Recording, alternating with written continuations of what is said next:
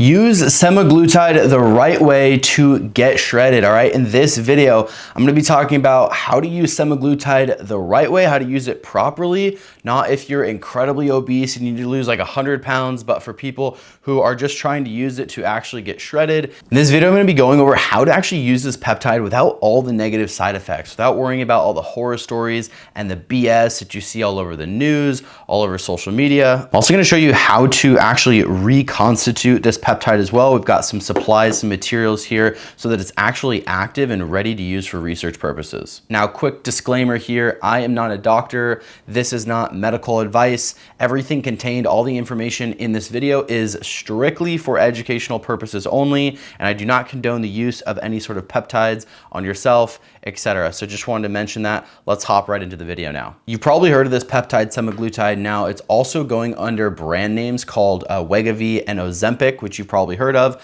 as well as there are similar compounds to semaglutide like liraglutide and dulaglutide and tirzepatide, which are all very similar, slightly different variations with different half-lives. And I believe they also go under the brand names Mounjaro and Trulicity, so you can kind of watch out for those. The thing is, they all belong to a class of peptides called GLP-1s or GLP-1 agonists. And essentially, they all do something very similar, which is that they suppress your appetite. So they're very, very potent appetite suppressants. They reduce your blood sugar and they slow gastric emptying. So those are kind of the things. The main thing that people are after is the appetite suppression. You see people online talking about their story. You see people hating it, people loving it. You got all these fitness coaches and these doctors and these naturopaths, and everybody's talking about it. Some hating. A lot of fitness coaches, nutritionists, people are like hating on it. They're saying, don't do it. You're going to lose all this muscle. You're going to lose all this, and then you're going to go back, and there's going to be like all this back and forth. I'm going to tell you first why people hate it so much, why there's this anti-semaglutide movement from certain doctors, fat loss coaches, fitness coaches, whatever. And the fact of the matter is that they're giving this peptide to a lot of beginners. The issue with giving it to beginners is that they don't understand nutrition, counting macros, calories, calorie deficit, energy balance, working out, proper weight training, protein. Like, they don't understand all these things. And when you give this semaglutide to a beginner, all it's going to do is massively nuke their appetite. And it's just gonna lead them to eating far, far, far less food. And in some cases, that's way too few of calories for them to actually see not only consistent, but a positive body recomposition in the process. Because what happens if you give this to someone who's 200 pounds overweight, they've never set foot in a gym, they've never counted a calorie, they don't know anything about nutrition, and then all of a sudden their appetite goes to like 10 or 25% of what it was previously, they're just gonna be under consuming a ton of food. So sure, are they gonna lose weight? Yeah. Are they gonna lose some fat? Yeah. But they're also gonna be losing muscle most likely. Their body's gonna be kind of eating itself, down-regulating its metabolism at the same time. So that's why you hear of a lot of people saying, well, don't go on semaglutide because you're gonna lose a bunch of muscle in the process. And that's not the entire case. If you're a complete beginner and you do it wrong, that's the case. But if you're somebody that actually knows what they're doing and they're using it just as a tool, as an appetite suppressing tool, and you maintain your protein consumption, you maintain, a reasonable caloric deficit, there's no reason why you shouldn't be able to get phenomenal fat loss results. In the fitness industry, it's no surprise that one of the biggest levers that you can pull on for fat loss and for cutting and getting shredded is something that's a potent appetite suppression. The problem is with a lot of the things out there that are good for appetite suppressing is they also come with different side effects or unintended consequences, right? For instance, a lot of the appetite suppressants that people are using these days or have been using for decades and decades are stimulants. So they're, ephedrine, caffeine, you've got stronger things like Adderalls, modafinils, like really gnarly sort of like stimulant type drugs and compounds. And the issue there is it can speed up your central nervous system, your heart rate, it might lead to anxiety, it might lead to this, it might affect your sleep. So a lot of times it's like, well, hey, I want to be able to suppress my appetite so that I can stick to a more like strict calorie or diet model, but I don't want to have that come with the anxiety, the jitters, the being awake for fucking 24 hours in a row, side effects. So the really cool thing about a compound like this is why I'm really excited to start researching with it is because there's no stimulant effect, right? So this isn't gonna keep you awake. This isn't gonna give you anxiety. I'm actually pretty much 100% caffeine free at this point. So I don't drink coffee. I don't do any of that, which is great. So I'm looking for something else that can kind of help me extend my fast and also just make being in a caloric deficit much more enjoyable and easier to attain. Ideally, when you do this, you're still hitting your macros, you're still training hard, you're still lifting. And if you have an optimized hormone profile, like for a man, if you have naturally high testosterone, if you're doing everything else correctly, there should be no reason why you shouldn't be able to get phenomenal results with this, right? When you give this to someone whose hormones are all out of whack, they're not gonna be able to hold and build muscle properly, or you give this to someone who's morbidly obese or something like that, they have all this extra fat, and extra body fat will actually increase aromatization, which is when your body converts testosterone to estrogen. Keep in mind, guys, that semaglutide is like these GLP-1s, peptides, these are not the mechanism for fat loss, right? The mechanism for fat loss is actually like your diet model, maybe, you know, cardio, that energy balance, being in a caloric deficit. Like that is the actual mechanism that will shred fat, that will make you lose the weight. This is not the mechanism. This isn't to be given to someone like, oh, here's the mechanism, here's what's gonna do it. This is a cherry on top. This is, once everything else is dialed in, this is really the tool that you pull out of your tool belt to allow yourself to more enjoyably and more sustainably adhere to that diet model that's a little bit more restrictive. And since I've not previously researched this peptide myself, I am speaking mainly from a point of all the research and everything that I've gathered up until this point. I've actually been researching this for months and months and months now, so I think I have a really, really solid understanding. However, I might circle back in a week or two and just kind of film another couple clips to kind of show you what's been going on, what my reports are, my reviews, etc., or I might just leave that for another video. So now I want to get into the actual reconstitution as well as the dosing of this peptide itself, so you can kind of see how we go about doing this. So I do have some supplies here that I want to note. We do have some insulin syringes. We've also got a sharps container. We've got some alcohol swabs here. We have some bacteriostatic water. This is the reconstitution solution. So this is sterile water with 0.9% benzyl alcohol. Okay, and then we also have the peptide itself in the vial. So first things first, I'll just go ahead and remove this sharps container from the box here. Super simple, easy to use. Set that off to the side. And then we do have some alcohol swabs. So these are going to be pre-packed alcohol swabs that come in these little packets. So the other way that you can actually do this is you can use isopropyl alcohol and, you know, cotton pads, cotton swabs, something like this. But I actually just found that this kind of removes the need for multiple different things, and it's just all in one. These are pre-soaked little pads that are already soaked in the alcohol. So we have those for sterilization. We obviously have the reconstitution solution, so I'm gonna open this up as well. I'm only gonna need a little bit of this, so I'm just gonna remove one for now. And then we have the actual peptide vial itself. So for the reconstitution, if you are getting these peptides from some source in which you need to reconstitute them, it's very important that you go ahead and you get the reconstitution solution and you actually mix that inside of the vial, because what's gonna happen is a lot of these vials have what's called a lyophilized puck, which is basically like a freeze-dried, you know, amount of the actual compound in there that needs to be, you know, mixed in and diluted with the actual reconstitution solution. That'll put it in the mixed solution form that will allow you to actually inject this. So what you're gonna wanna do for the reconstitution is grab one of your insulin syringes here. You're gonna see it comes, a lot of them come with these tips. So you actually have one tip there and then one tip that's actually on the plunger. So you can remove those. And then what you're gonna do is you wanna pop the top off of the actual vial here. It's gonna come off. That's gonna be for both the reconstitution solution and the peptide itself. And then what you're gonna wanna do is you're gonna wanna figure out how much water am I actually gonna put in here. Now, the important thing to remember is it doesn't matter how much water you actually put inside the vial. It just matters that you know how much water you put inside the vial, okay? So most of these little vials, I happen to know that they max out about 4 milliliters exactly. So I'm actually gonna do 3 milliliters. I also kind of did a small calculation before I found out that's gonna make a lot more sense. So this insulin syringe is 1 milliliter for the entire way there. So I'm gonna go ahead and pull it back to what's 100 units on here, which is basically the full thing. And then the way that you do this is just to be extra safe. I know this is brand new, but you also want to make sure you err on the side of caution. So you want to make sure that you're sterilizing things as much as possible to keep this whole process clean. So I'm going to take a fresh swab. I'm going to go ahead and swab the tip of that and the tip of this vial as well to make sure that we are good to go. Place this off to the side. And then we can basically start reconstituting. So we're gonna take this right here, we're gonna invert the bacteriostatic water. If you notice, we have the plunger that's pulled back all the way and it's lined up to the full amount, which is the 100 units or 1 milliliter. I'm gonna go ahead and push the needle inside of the stopper here. I'm gonna push in, to actually push in all of the water, or excuse me, all the air, until it's all the way in, right? Boom. And then what you're gonna do is you're gonna pull back, you're gonna start pulling back the water after you've pushed in the air. And you're gonna go all the way back until the 100 units mark.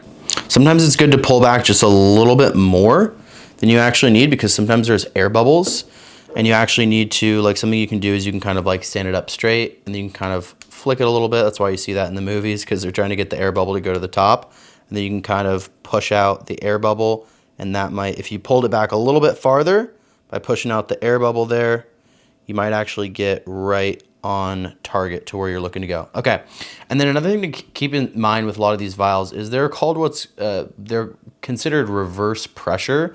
So what's gonna happen a lot of times is when you go to push this in, you actually wanna be careful because it has all this pressure and it's actually just gonna suck up all the water from the syringe. It's gonna suck that down in there, and that's gonna mean that you actually don't need to push down on the plunger. So you want to go at a little bit of an angle, because the last thing you want to do is like just jab this in here and then it sprays, and then you can actually kind of damage the peptide if it sprays the peptide like too aggressively. I'm not really sure why that is, but you want to go here in a little bit of an angle and just kind of push this down. Come on, it's a little bit of a delicate process here. But if you do it a little bit more at an angle, that actually allows it to drip down the side instead of just splashing the bottom super aggressively. There we go, it's starting to go in there. All right, so now it's on the side, and yep, as you can see right there, the plunger is being pressed down without me even doing anything. And I have it at an angle, it's pressed in at an angle. I'm also holding the vial at a little bit of an angle too, so that it kind of just dribbles down there on the side, and it's going in a very just chill, calm way, not damaging anything in there. Cool, it's all the way done. I'll press down on the plunger just to make sure everything's out. I'll go ahead and pull that out. Boom, so that's 1 milliliter. You can see now it's kind of like, it'll be a little bit clumpy, so I kind of like mix it around, because ultimately you want it to dissolve. You want that compound and the water to mix into a nice solution. So that's 1 milliliter. I'm gonna do another milliliter as well. So I'll do 2 more total so that it's 3 milliliters. In a moment as well, I'll show you how to actually dose these so you know how much you need to pull back on the plunger to get the intended dose.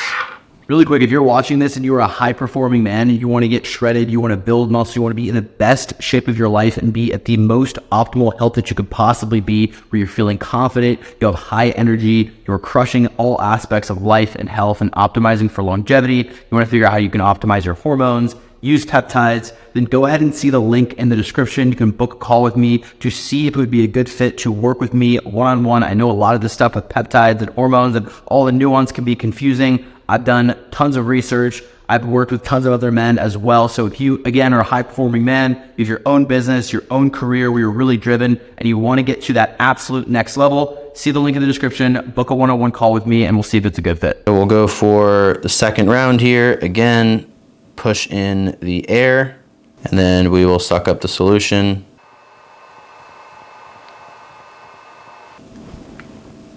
Here on the second one, it's a little bit less important that you go in at such an aggressive angle, but you know, you can still do it a little bit as well, just so you're not splashing and being aggressive.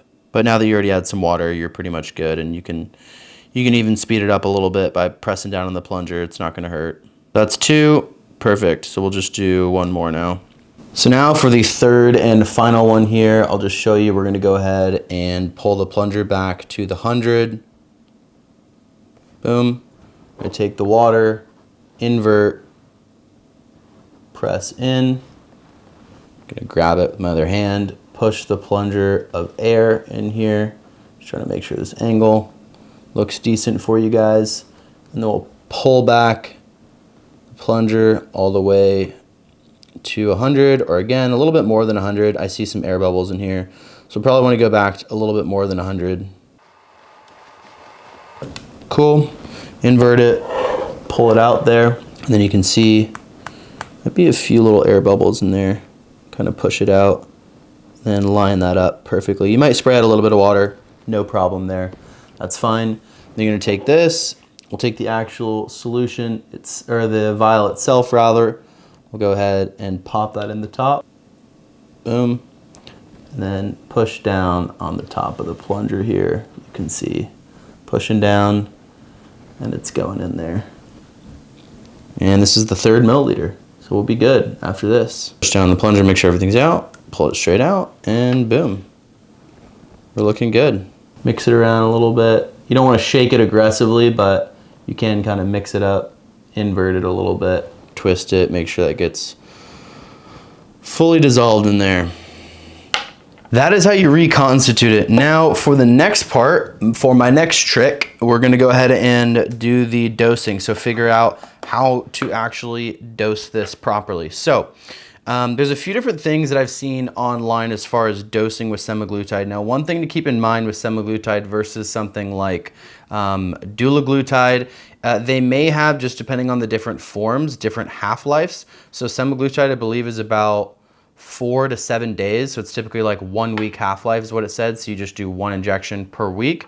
Whereas you have other ones which are daily administration. So this one I've seen online is you want to start with a much lower dose and then titrate it up according to the tolerance. Now, for any sort of compound, drug, peptide, etc., you always want to make sure you're doing the lowest effective dose, right? If we're taking something that's, you know, maybe a little bit less than natural, even though we do have these naturally occurring inside of our body, peptides that is, it's still always smart to just use the lowest effective dose. So I have seen that a good starter dose for people online is about 250 micrograms of semaglutide for the first month, and then you can kind of titrate up from there, because there are some potential side effects which are nausea or vomiting when it comes to this. You want to make sure that you don't have too much.